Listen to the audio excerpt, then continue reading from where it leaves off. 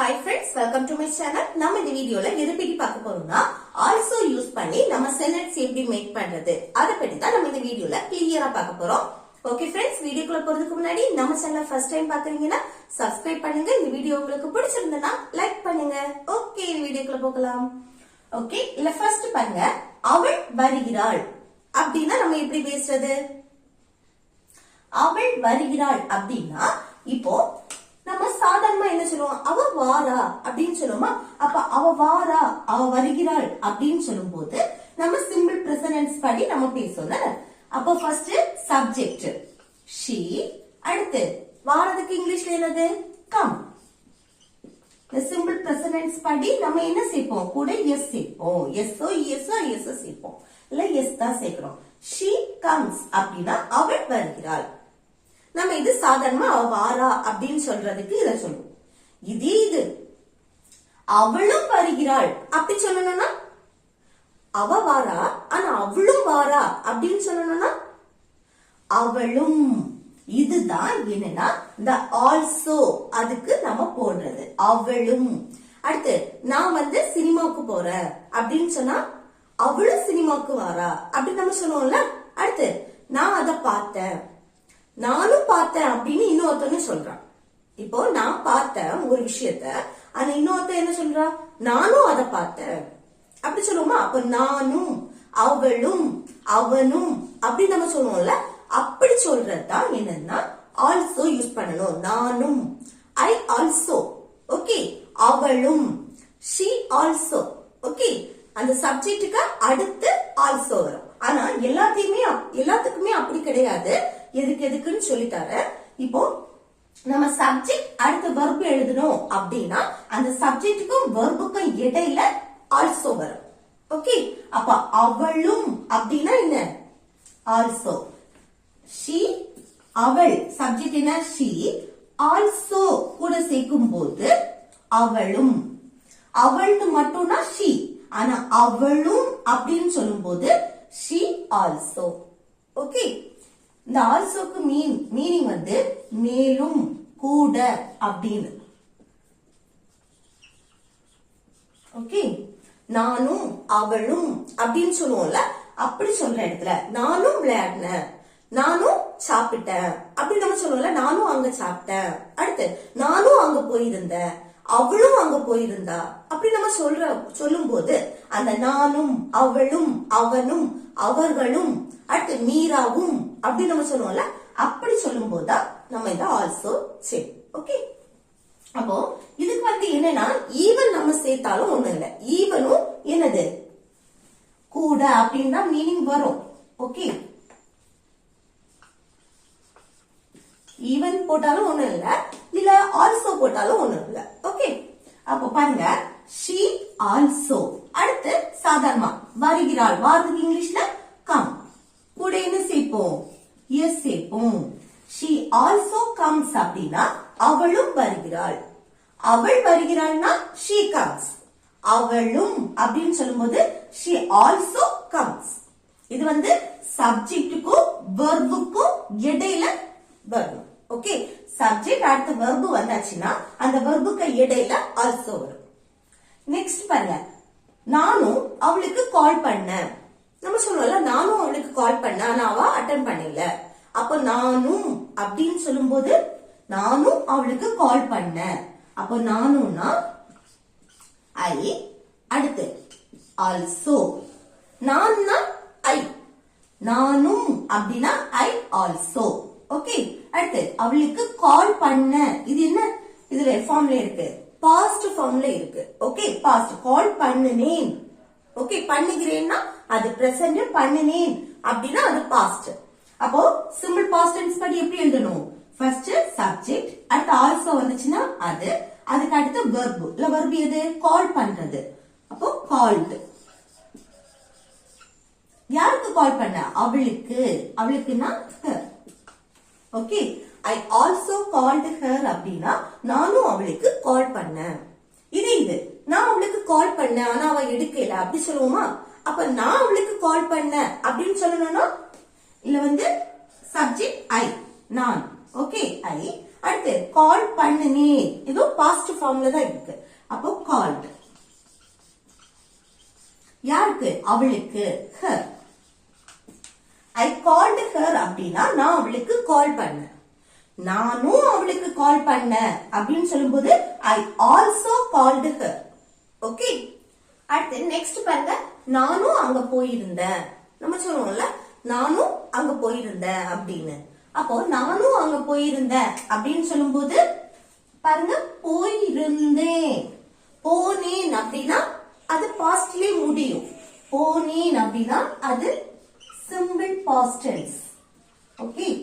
போனேன் அதோட அந்த வெர்போடயே முடிஞ்சு அப்படின்னா அது சிம்பிள் பாஸ்ட் டென்ஸ். ஆனா இங்க பாருங்க, போய் இருந்தேன் ஆல்ரெடி நடந்து முடிஞ்சத நம்ம பாஸ்ட்ல கனெக்ட் பண்ணி பேசுறோம். போய் இருந்த அப்படி சொல்லும்போது அது என்னன்னா past perfect tense. Okay, past perfect tense. போனேன் அப்படின்னா அது சிம்பிள் பாஸ்ட் டென்ஸ். அது இது போய் இருந்தேன் அப்படின்னா அது என்ன? Past perfect tense. இது எப்படி எழுதுறது பாருங்க. ஃபர்ஸ்ட் நானும் அப்படின்னா நான் ஐ போட்டு கூட ஆல்சோ அடுத்து போடக்கூடாது.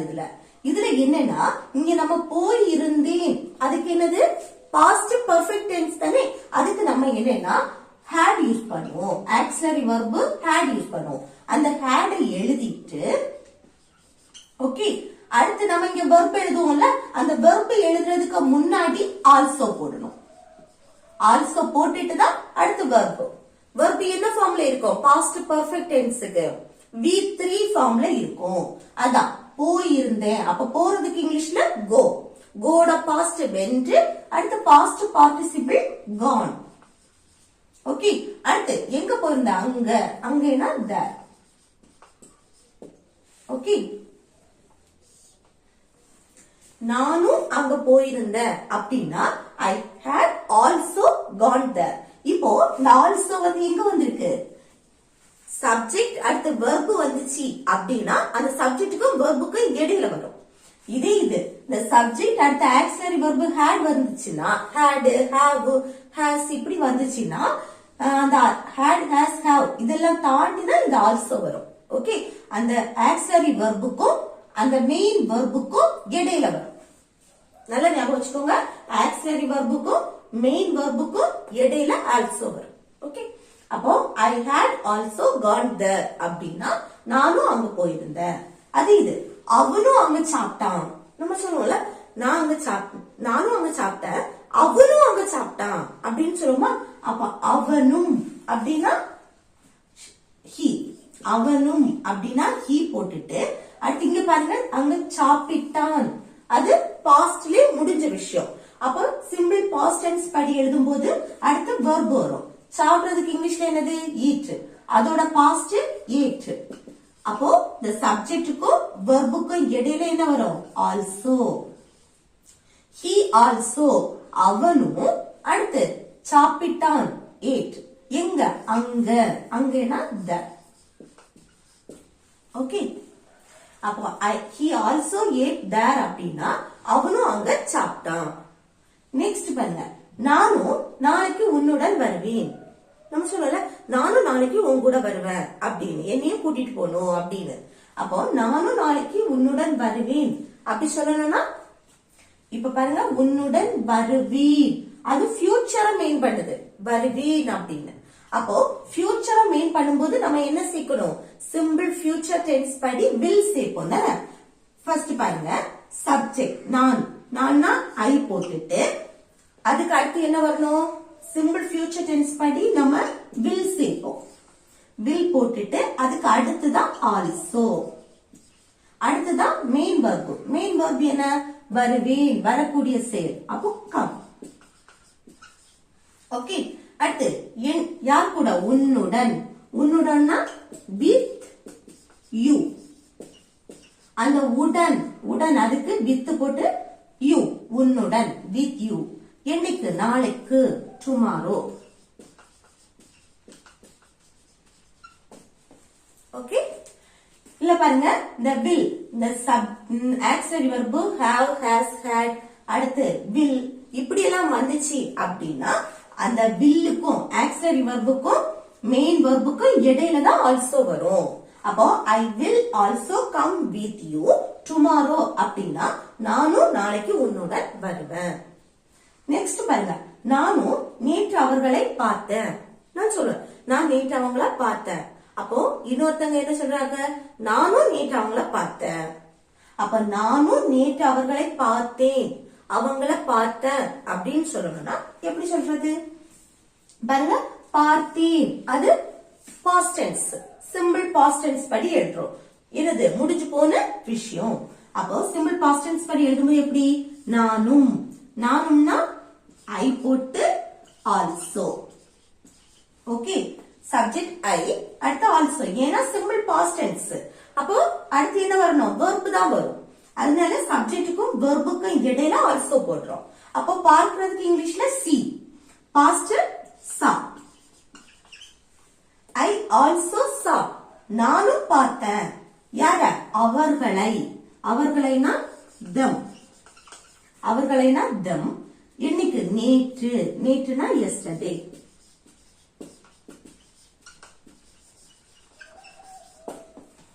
ஓகே, அப்ப நானும் நேற்று அவர்களை பார்த்தேன் அப்படின்னா I also saw them yesterday. I also saw them yesterday. Next பாருங்க, அவளும் காலையில் இருந்து படிச்சிட்டு இருக்கிறாள். நம்ம சொல்லுவோம்ல, நான் வந்து காலையில இருந்து படிச்சிட்டு இருக்கேன், அதே போல அவளும் காலையில இருந்து படிச்சிட்டு இருக்கா. அப்ப அவளும் அப்படின்னு சொல்லும் போது என்ன சேர்க்கணும், ஆல்சோ. அடுத்து இன்னொன்று பாருங்க, காலையில் இருந்து ஒரு செயல் பாஸ்ட்ல வந்து எப்போ ஸ்டார்ட் ஆச்சுன்னு சொல்லிட்டு ஒரு குறிப்பிட்ட டைம் நம்ம மென்ஷன் பண்ணிருக்கோம். அப்ப காலையில் இருந்து படிச்சிட்டு இருக்கிறாள். அப்ப பாஸ்ட்ல தொடங்கி இப்போ பிரசன்ட்லயும் கண்டினியூஸா நடந்துட்டே இருக்கு. ஓகே, நம்ம இத வந்து கரெக்டா சொல்லணும்னா படித்து கொண்டே இருக்கிறாள் அப்படி சொல்லுவோம். இது பேச்சு வாக்குல என்ன, காலையில இருந்தே அவ படிச்சிட்டு இருக்கா அப்படி சொல்லுவோமா, அதுதான். அப்ப படித்து கொண்டே இருக்கிறாள், படிச்சிட்டு இருக்கா, எல்லாமே ஒண்ணுதான். அது கண்டினியூஸா நடக்கக்கூடிய செயல் தான். ஓகே, அப்போ ஒரு டைம் பீரியட நம்ம மென்ஷன் பண்றோம், காலையில இருந்து. அப்ப காலையில இருந்து ஸ்டார்ட் ஆகி அது பிரசன்ட்லயும் இப்ப கண்டினியூ ஆயிட்டே இருக்கு அப்படின்னா அது என்ன, present perfect continuous tense. Okay, இந்த பிரசன்ட் பர்ஃபெக்ட் கண்டினியூஸ் டென்ஸ் படி எழுதும்போது எப்படி எழுதணும், ஃபர்ஸ்ட் சப்ஜெக்ட். சப்ஜெக்ட் என்ன, அவளும். அவளும்ல அவள், she. ஓகே, அது she அப்படி எழுதணும். அடுத்து என்ன எழுதணும், இங்க வந்து present perfect continuous tense படி have been இல்லனா has been சேர்ப்போம். ஓகே, auxiliary verb என்ன வரும், have been இல்லனா has been. ஆனா இங்க என்ன வரணும், she வந்திருக்கு, subject. Subject she வந்திருக்கனால has been தான் வரும். has been. Okay, has been subject she, subject he, she, it. அடுத்து சிங்குலர் நவுன், ஒருத்தங்கள நம்ம மென்ஷன் பண்ணி பேசுவோம்ல, அப்போ has தான் வரும், has been. ஓகே, அப்போ இங்க பாருங்க, has been இந்த ரெண்டு வேர்ட் இருக்கு, இதுக்கு இடையில தான் என்ன சேர்க்கணும்னா also. ஓகே, ரெண்டு ஆக்சிலரி வெர்ப் ரெண்டன இருந்துச்சுன்னா அதுக்கு இடையில என்ன சேர்க்கணும், also. ஒரு ஆக்சிலரி வெர்ப் இருந்துச்சுன்னா அந்த ஆக்சிலரி வெர்ப் எழுதிட்டு அடுத்து also, அடுத்து மெயின் வெர்ப் வரும். இதே இது has been ரெண்டனம் வந்துச்சு அப்படின்னா அந்த ரெண்டுக்கு இடையில எழுதணும், ரெண்டு ஆக்சிலரி வெர்புக்கு இடையில எழுதணும். அப்போ she has also been.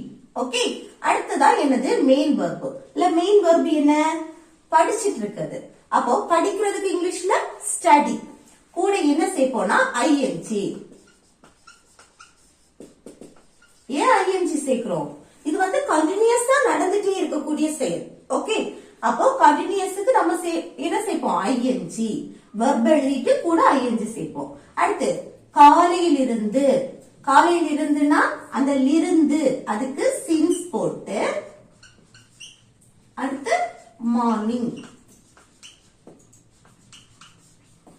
Okay, அப்போ she has also been studying since morning அப்படின்னா அவளும் காலையில இருந்து படிச்சுட்டு இருக்கிறாள். அடுத்து நெக்ஸ்ட் பாருங்க, நானும் கார் வைத்திருக்கிறேன். நம்ம சொல்லுவோம்ல, நானும் கார் வச்சிருக்கேன், என்கிட்டயும் கார் இருக்கு, எனக்கும் கார் இருக்கு, இப்படி எல்லாம் நம்ம சொல்லும் போது எல்லாமே ஒரே மீனிங் தான். ஓகே, இப்ப பாருங்க, நான் கார் வச்சிருக்கேன், என்கிட்ட கார் இருக்கு அப்படின்னு சொல்லணும்னா, என்கிட்ட கார் இருக்கு அப்படின்னா நம்ம என்ன சொல்லுவோம்? I have a car. என்கிட்ட கார் இருக்கு, என்கிட்ட ஒரு பொருள் இருக்குன்னா நம்ம என்ன யூஸ் பண்ணுவோம்? ஹேவ் இல்லனா ஹாஸ் யூஸ் பண்ணுவோம் தானே. அங்க வந்து என்னது? வெர்பு வராது.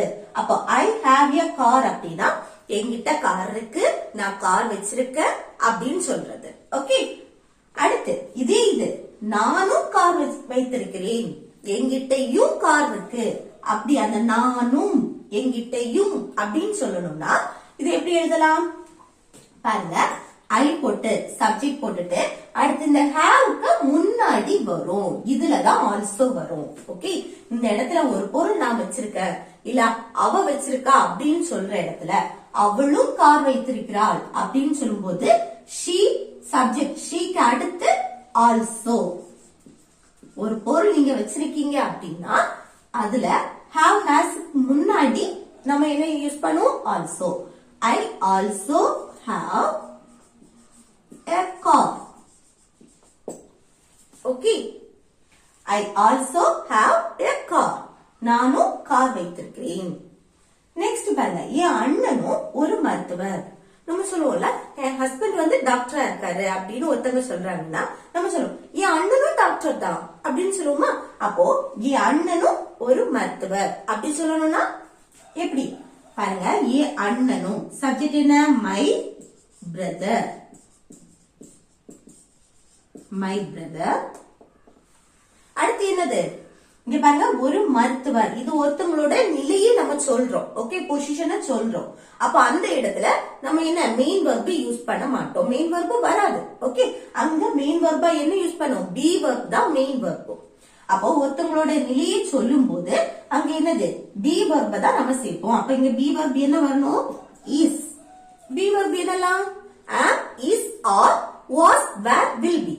அதுல என் அண்ணனும் ஒரு மருத்துவர் பிரசன்ட்ல நம்ம சொல்றோம். அப்போ am, is, are இந்த மூணுல ஒண்ணு. அப்போ மை பிரதர் ஒருத்தங்களை நம்ம மென்ஷன் பண்ணி பேசுறோம், சோ இஸ் யூஸ் பண்றோம். Okay, my brother is. இது என் அண்ணனும் மருத்துவரா இருந்தான் அப்படின்னா பாஸ்ட்ல முடிஞ்சது, அப்ப இங்க வாஸ் வரும். இப்ப பிரசன்ட்ல என் அண்ணன் வந்து டாக்டரா இருக்கா அப்படின்னு சொல்லணும்னா is. Okay, my brother is. அடுத்து என்ன? ஒரு மருத்துவர். அப்போ இங்க என்ன யூஸ் பண்ணணும்? a doctor. ஓகே, அடுத்து பாருங்க, இந்த அண்ணனும் நும் அது சேர்த்து அண்ணனும் அப்படின்னு சொல்லும்போது அந்த ஆல்சோ எங்க வரும்? இந்த பி வெர்புக்கு அடுத்து. ஓகே, இல்ல வந்து இந்த have hasக்கு அடுத்துதான் இது வரும். ஆனா இங்க வந்து பி வெர்ப் வந்தாலே இந்த பி வெர்புக்கு அடுத்துதான் ஆல்சோ சேர்ப்போம். Okay, my brother is also a doctor. Okay, my brother is also a doctor. அடுத்து நானும் டீச்சரா இருக்கேன் அப்படின்னு சொல்றேன். நானும் டீச்சரா தான் இருக்கேன். ஒருத்தவங்க சொல்றாங்க நான் டீச்சரா இருக்கேன், நம்ம என்ன சொல்லுவோம்? நானும் டீச்சரா தான் இருக்கேன் அப்படின்னு சொல்லுவோமா. அப்ப நானும் டீச்சரா இருக்கேன் அப்படின்னா இல்ல சப்ஜெக்ட் என்ன வரும்? நான், ஐ. அடுத்து இங்க என்ன வரணும்? பி வெர்பு am வரும். ஐ வந்தாலே am. I am also a teacher. Okay, I am also a teacher. நானும் டீச்சரா தான் இருக்கேன். ஓகே, நெக்ஸ்ட் பண்ண அவனும் சோகமாக இருக்கிறான். நம்ம சொல்லுவோம்ல அவனும் சோகமா தான் இருக்கான் அப்படின்னு. அவன் சோகமா இருக்கா, ஆனா அவனும் சோகமா தான் இருக்கான் அப்படின்னு சொல்லுமா. அப்ப அவனும் சோகமா இருக்கான். இது வந்து சோகமா இருக்கிறான் அப்படின்னா இது பாருங்க, இதுல வந்து எந்த மெயின் வெர்புமே வரல. அவங்களோட நிலையை சொல்றோம், அவங்க வந்து எப்படி இருக்காங்க அப்படின்னு சொல்லிட்டு. சோகமா இருக்கானா, இல்ல ஹாப்பியா இருக்கானா, இல்ல பதட்டமா ரொம்ப நர்வஸா இருக்கானா, இல்ல அவன் வந்து பசியில இருக்கானா, இப்படி எல்லாம் நம்ம சொல்லுவோம்ல. அவங்க வந்து இருக்கக்கூடிய நிலையை நம்ம சொல்லும் போது அங்க நம்ம பி வெர்ப் தான் யூஸ் பண்ணுவோம்.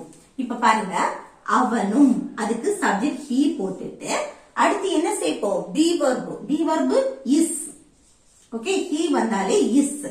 ஏன்னா பிரசன்ட்ல நம்ம சொல்லும் போது இருக்கிறான், இருந்தான் அப்படின்னா இங்க வாஸ் வரும். இருக்கிறான்னா present. He is அந்த be verb-க்கு அடுத்துதான் நம்ம என்ன சேர்ப்போம் also. ஓகே, also அடுத்து என்ன சோகத்துக்கு sad. He is also sad அப்படின்னா அவனும் சோகமா இருக்கான் அப்படின்னு சொல்றது. ஓகே, நெக்ஸ்ட் பாருங்க, எனக்கும் இத பத்தி தெரியும். நம்ம சொல்லுவோம்ல எனக்கும் இத பத்தி தெரியும், என்கிட்ட மறைக்காதீங்க அப்படின்னு சொல்லுவோமா. அப்போ எனக்கும் இத பத்தி தெரியும்னு சொல்றதுக்கு எப்படி சொல்லுவோம் பாருங்க, தெரியும், இத பத்தி தெரியும். அந்த தெரியும்னா நோ. அடுத்து எனக்கு ஒரு பொருள் வேணும் அப்படின்னா want. அடுத்து இது எனக்கு தேவைன்னா need. அடுத்து எனக்கு இது பிடிக்கும்னா like. ஓகே, இது எல்லாமே என்னன்னா மெயின் வெர்ப் தான். ஓகே, அப்போ இந்த மெயின் வெர்ப் எழுதும் போது இப்ப பாருங்க, எனக்கும் இத பத்தி தெரியும். அப்போ பிரசன்ட் ஃபார்ம், பிரசன்ட்ல நம்ம எழுதுவோம். அப்ப எனக்கும் அப்படின்னா சப்ஜெக்ட் ஐ போட்டுட்டு, அடுத்து என்ன தெரியும்னா நோ, அதுவும் என்னது மெயின் வெர்ப் தான். ஓகே, இது நோ, இதுக்கு சப்ஜெக்டுக்கும் வெர்புக்கும் இடையில என்ன வரணும் ஆல்சோ. எனக்கும் அப்படின்னு இருக்கனால ஓகே, ஐ ஆல்சோ நோ, எனக்கும் தெரியும் என்ன இதை பற்றி. அப்ப அந்த பற்றி அதுக்கு about. அடுத்து இதைனா this. ஓகே, அப்போ எனக்கும் இத பத்தி தெரியும்னா I also know about this. Next பாருங்க, அவனுக்கும் இந்த சாக்லேட் பிடிக்கும். அவனுக்கும் இந்த சாக்லேட் பிடிக்கும். பிடிக்கும்னா அது present form. ஓகே, பிடிக்கும்னா like. இது என்னது மெயின் verb தான். ஓகே, அப்போ அவனுக்கும் he போட்டாச்சு. அடுத்து பிடிக்கும்னா like. கூட என்ன சேர்ப்போம் சிம்பிள் பிரசன்ஸ் படி எழுதும் போது verb கூட எஸ்ஓ எஸ்ஓ ஐஎஸ்ஓ சேர்ப்போம். எப்போ சப்ஜெக்ட் he she it வரும்போது, அடுத்து சிங்குலர் நவுன் வரும்போது. ஓகே, அப்போ கூட இல்ல வந்து எஸ் தான் வரும். ஓகே, இப்போ சப்ஜெக்ட் verb அதுக்கு இடையில என்ன சேர்ப்போம் ஆல்சோ. he also likes, அவனுக்கும் பிடிக்கும் என்ன இந்த சாக்லேட். அப்போ this chocolate. ஓகே, அப்போ அவனுக்கும் இந்த சாக்லேட் பிடிக்கும்னு சொல்றதுக்கு he also likes this chocolate. Next, அவர்களும் என்னிடம் கேட்டார்கள். நம்ம சொல்லுவோம்ல அவங்களும் என்கிட்ட கேட்டாங்க அப்படின்னு. அப்போ அவங்களும் அப்படின்னு சொல்லும்போது அவங்களும் என்னிடம் கேட்டார்கள். கேட்டார்கள்னா பாஸ்ட்லயே நடந்து முடிஞ்சது. அப்ப சிம்பிள் பாஸ்ட் டென்ஸ் படி எழுதுறோம். அப்ப சிம்பிள் பாஸ்ட் டென்ஸ் படி எப்படி அவர்களும் they. அடுத்து என்ன verb வரணும் தானே. அப்ப அந்த verb எழுதுறதுக்கு முன்னாடி also போட்டுறணும். also கேட்டார்கள். அப்ப கேட்கிறதுக்கு ask, past form asked. யார்கிட்ட என்னிடம். அப்போ me. ஓகே, அப்ப அவர்களும் என்னிடம் கேட்டார்கள்னா they also asked me. Next பாருங்க, நானும் இந்த பைக் வாங்குவேன். நம்ம சொல்லுவோம்ல நானும் இந்த பைக் வாங்குவேன் அப்படின்னு. அப்ப நானும் இந்த பைக் வாங்குவேன், வாங்கினேன் அப்படின்னு இல்ல, வாங்குவேன் ஃபியூச்சரா மெயின் பண்ணி பேசுறோம். ஓகே, அப்போ ஃபியூச்சரா மெயின் பண்ணி பேசும்போது பாருங்க, நானும், நானும்னா ஐ. ஓகே, ஐ போட்டுட்டு அடுத்து என்ன வாங்குவேன் ஃபியூச்சர். அதனால ஃபியூச்சர் சிம்பிள் ஃபியூச்சர் டென்ஸ் படி will போட்டு அதுக்கு அடுத்துதான் என்ன சேர்ப்போம் ஆல்சோ. அந்த மெயின் verb அதுக்கு அடுத்து. வாங்குறதுக்கு இங்கிலீஷ்ல பை. ஓகே, அடுத்து இந்த பைக். இந்த பைக்னா this bike. ஓகே, அப்போ நானும் இந்த பைக் வாங்குவேன் அப்படின்னா I will also buy this bike. Okay, I will. the will auxiliary verb-க்கும் main verb-க்கும் இடையில also சேர்க்கணும். ஓகே, அப்ப I will also buy this bike. Okay, next பாருங்க, நானும் பாரிஸ் போயிருக்கேன். நம்ம சொல்லல நானும் பாரிஸ் போயிருக்கேன் அப்படின்னு. ஒருத்தவங்க சொல்றாங்க நான் பாரிஸ் போயிருக்கேன். அப்ப நம்ம என்ன சொல்லுவோம் நானும் போயிருக்கேன், நானும் பாரிஸ் போயிருக்கேன். போனேன் அப்படின்னா அது பாஸ்ட் டென்ஸ், போய் இருக்கிறேன் அப்படின்னா அது பிரசன்ட் பெர்ஃபெக்ட் டென்ஸ் தானே. அப்ப இதை எப்படி எழுதலாம்னு கமெண்ட் பாக்ஸ்ல கமெண்ட் பண்ணுங்க. நெக்ஸ்ட் பாருங்க, அவனும் எங்களுடன் விளையாடினான். நம்ம சொல்லுவோம் என்ன சொல்லுவோம் அவனும் எங்க கூட விளையாடினா அப்படின்னு சொல்லுவோமா. அது எப்படி சொல்றதுன்னு கமெண்ட் பாக்ஸ்ல கமெண்ட் பண்ணுங்க. ஓகே ஃப்ரெண்ட்ஸ், இந்த வீடியோ உங்களுக்கு யூஸ்ஃபுல்லா இருக்கும்னு நினைக்கிறேன். யூஸ்ஃபுல்லா இருந்துச்சுன்னா இந்த வீடியோக்கு லைக் பண்ணுங்க, உங்க ஃப்ரெண்ட்ஸுக்கு ஷேர் பண்ணுங்க. Okay, thank you.